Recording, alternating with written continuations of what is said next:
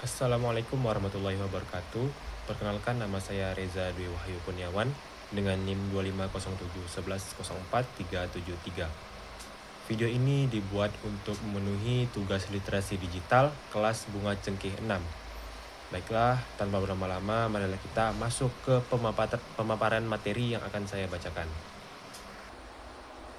Yang pertama adalah pentingnya literasi digital dalam kehidupan sehari-hari, terutama dalam konteks akademik dan profesional. Dalam konteks akademik, literasi digital merupakan kunci utama bagi mahasiswa dan para peneliti untuk mengarungi lautan informasi yang tidak terbatas. Literasi ini memungkinkan aktivitas individu untuk melakukan evaluasi yang sangat kritis terhadap sumber informasi, membedakan antara jurnal ilmiah yang kredibel dan artikel spekulatif, serta memanfaatkan alat bantu digital untuk riset secara efektif. Tanpa literasi digital, civitas akademik rentan terjebak akan plagiarisme dan penyebaran data yang tidak akurat. Lalu, dalam konteks profesional, literasi digital menjadi standar kompetensi baru yang menentukan daya saing individu. Dunia kerja saat ini menuntut efisiensi melalui penggunaan perangkat lunak kolaboratif, analisis data, dan manajemen proyek berbasis awan.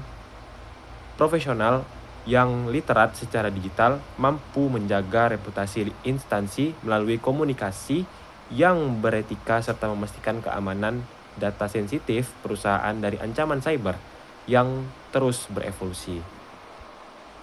Lalu yang kedua adalah pengertian pilar-pilar literasi digital, yang mana itu mencakup akses, manajemen, keamanan, kreativitas, dan kolaborasi, etika, dan tanggung jawab.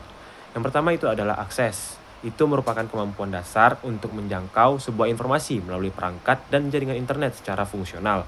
Yang kedua itu manajemen, yaitu kecakapan dalam mengorganisir, mengelola, dan menyaring volume data yang masif menjadi informasi yang relevan dan siap untuk digunakan. Dan yang ketiga itu adalah keamanan, yaitu kesadaran sistematis untuk melindungi identitas digital, hak privasi, dan integritas data dari berbagai ancaman cyber. Yang keempat itu kreativitas dan kolaborasi, yaitu kemampuan memproduksi konten orisinil yang bernilai serta berpartisipasi dalam kerjasama tim melalui platform digital. Lalu yang keempat itu etika dan tanggung jawab, yaitu landasan moral dan hukum dalam berinteraksi di ruang digital, mencakup penghormatan terhadap hak kekayaan intelektual dan norma kesopanan. Lalu, 5 pilar tersebut memiliki karakteristik yang dimana yang pertama itu akses. Akses itu memiliki karakteristik berupa ketersediaan, operasionalitas, adaptasi antarmuka, dan konektivitas yang stabil. Lalu yang manajemen itu berupa organisatoris, kuratif, klasifikasi, dan verifikasi sumber. Lalu yang ketiga itu keamanan, di mana mencakup preventif, waspada, proteksi berlapis terhadap phishing ataupun malware. Lalu kreativitas dan kolaborasi itu mencakup generatif, sinergis, produksi konten orisinal, dan kerja tim virtual. Dan yang terakhir itu berupa etika dan tanggung jawab, mencakup normatif, humanis, kepatuhan hukum cyber, dan netiquity. Selanjutnya, dari pilar-pilar digital tersebut, bagaimana cara kita menghadapi tantangan di abad ke-21? Nah, yang pertama itu melalui pilar akses, yaitu mengatasi kesenjangan digital atau digital divide. Tantangan utama abad ke-21 ini adalah ketimpangan akses informasi tanpa kemampuan akses yang mumpuni. Individu akan tertinggal dalam peluang ekonomi dan pendidikan. Pilar akses berfungsi untuk pintu masuk yang memungkinkan individu untuk mendapatkan hak atas informasi. Di masa depan, tantangan akses bukan lagi sekedar memiliki gawai, melainkan kemampuan untuk beradaptasi dengan infrastruktur baru seperti teknologi 5G dan kecerdasan buatan atau AI agar tetap relevan dalam ekosistem global. Lalu yang kedua itu pilar manajemen, di mana ini adalah navigasi kita di era ledakan informasi. Pada abad ke-21 ditandai dengan tsunami data yang luar biasa besar. Tantangan yang muncul adalah risiko kebingungan informasi, yaitu information overload, dan penyebaran berita palsu atau hoax. Pilar manajemen memberikan kerangka kerja bagi individu untuk menjadi kurator bagi diri sendiri. Kemampuan menyaring, memverifikasi, dan mengorganisir data secara efektif adalah kunci untuk mengambil keputusan yang tepat di tengah arus informasi yang simpang siur dan penuh distraksi. Yang ketiga itu pilar keamanan, berupa benteng di tengah kejahatan cyber yang canggih. Seiring dengan pindahnya aktivitas finansial dan data pribadi ke ruang digital, ancaman seperti pencurian identitas, peretasan, dan penipuan daring menjadi tantangan nyata. Pilar keamanan membekali individu dengan kesadaran protektif. Di abad ke-21 ini, keamanan digital bukan hanya soal teknis, melainkan pola pikir waspada terhadap rekayasa sosial atau social engineering yang semakin manipulatif, sehingga integritas data pribadi dan aset digital dapat tetap terjaga. Lalu yang keempat, pilar kreatif dan kolaborasi.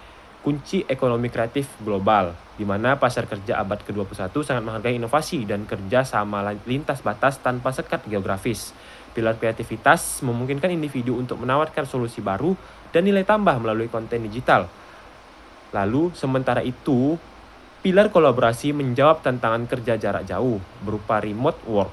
Kemampuan menggunakan alat kolaborasi digital secara sinergis memungkinkan terciptanya karya kolektif yang lebih besar dan menjadi motor penggerak ekonomi kreatif di masa depan. Yang terakhir, itu pilar etika dan tanggung jawab. Ini menjaga kemanusiaan di ruang digital, di mana tantangan paling berat di abad ke-21 adalah hilangnya empati dan meningkatnya polarisasi sosial di media sosial. Pilar etika dan tanggung jawab menjadi kompas moral agar manusia tidak kehilangan sisi kemanusiaannya saat berinteraksi melalui layar.